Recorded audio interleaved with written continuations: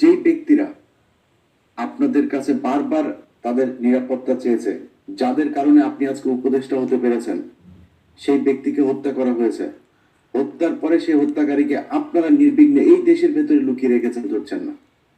আমি গতকালকে খুব নির্ভরযোগ্য একজন পুলিশ কর্মকর্তার কাছে শুনলাম, হাদির যে হত্যাকারী ফয়সাল, তাকে ডিওএইচএস এর একজন ব্রিগেডিয়ার জেনারেলের বাসায় রাখা হয়েছে এবং সেই ব্রিগেডিয়ার জেনারেলের বাসায় পুলিশ সেই লোকেশন আপনার ঠিক করে তারপরে তাকে বলেছে যে এই বাসায় আছে, তারা এই বাসায় করতে চায়। তাদেরকে তাৎক্ষণিক সেই বাসায় যেতে দেওয়া হয়নি, বাধা দেওয়া হয়েছে। আসসালামু আলাইকুম ওয়া রাহমাতুল্লাহ। ভাইদের কাছ থেকে, বোনদের কাছ থেকে ময়লা পানি তাকে খেতে হয়েছে।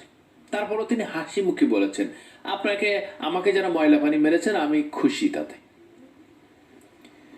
একজন দেশপ্রেমিক নয়, শুধু একজন যোদ্ধা, একটি বিপ্লব, একটি ইতিহাসের নাম শরীফ ওসমান হাদি, যে নামটি আপনার আমার কাছে এতদিন অপরিচিত থাকলেও সামান্য কয়েকদিনের ব্যবধানে এত পরিচিত হয়েছে, মনে হচ্ছে যে আমার আপনজন, আমার একবারে রক্তের সম্পর্ক, আত্মার। দিয়ে কোনো নারী ঘটিত কেলেঙ্কারি বানিয়ে সেই ভিডিওটা বাংলাদেশের মানুষের সামনে প্রচার করাবে, করে বলবে যে এই হয়েছে, শরীফ ওসমান হাদি এই ছিলেন, ওই ছিলেন।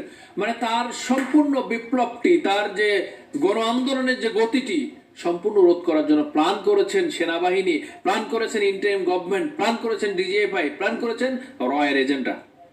আজকে হয়তো আপনারা বুঝতে পারবেন যে আমি হয়তো আপনার আন্তাজে কিছু লাইভ করছেন দুবাইতে বসে। দুবাইতে এখন গরম, শীতকাল না। সেই মাসুদ করিম ফয়সাল হুডি গায়ে দিয়ে করছেন। ইলিয়াস হোসেন আমার সেটা বলছেন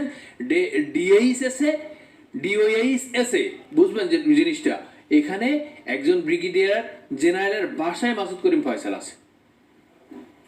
একদম সঠিক অথেন্টিক তথ্য দিয়ে বলছে তিনি। এবং সেখানে যখন পুলিশ তার লোকেশন ট্র্যাক করে তাকে যখন এখান থেকে মানে আটক করতে চেয়েছিলেন, ধরতে চেয়েছিলেন, তখন পুলিশকে ডাইভার্ট করে অন্যদিকে প্রভাবিত করা হয়েছে। তোমরা এখানে কি যাবা, ওই বাসায় কেউ নাই, এটা একটা সেনাবাহিনীর বাসা, এটা একটা ব্রিগেডিয়ার জেনারেলের বাসা, এখানে তোমরা কেন যাবা, এখানে কোনো আসামি টাসামি নাই, এভাবে বলে তাদেরকে অন্য দিকে, অন্য মুখে, অন্য পথে তাদেরকে ঘুরিয়ে দেওয়া হয়েছে। সত্য আজ হোক কাল হোক আপনার কাছে উপস্থাপন হবেই হবে। আজকে না হলে, আমি না দেখতে পারলে, আপনি না দেখতে পারলে আপনার